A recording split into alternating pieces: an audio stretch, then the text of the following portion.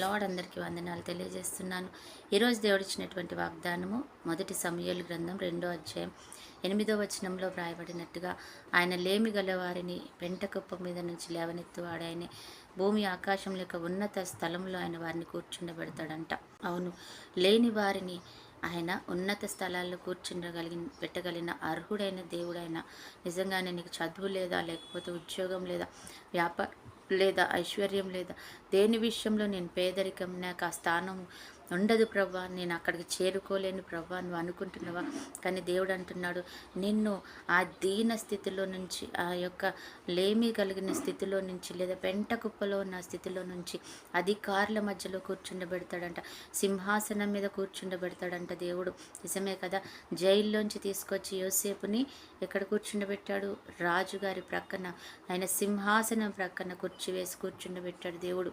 దేవుడు మనకి ఇచ్చే దేవుడే అన్నమాట. ఆయన దానికి సమర్థుడు. ఆయనకు అసాధ్యం అంటూ ఏది లేదు. ఆయన సమస్తము సాధ్యం చేయగలిగిన దేవుడు.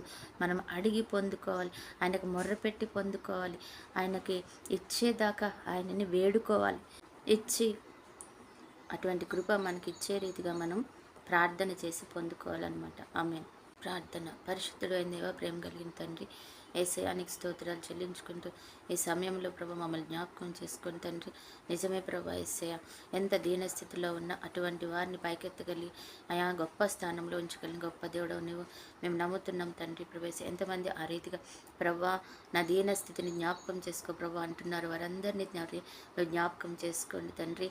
మరి ఆరోగ్యము, మంచి కాపుదల, కృపాక్షేమములు, తన ఐశ్వర్యము, దీర్ఘాయుషు, సమాధానం దయచేయమని అడుగుతున్నాం తండ్రి.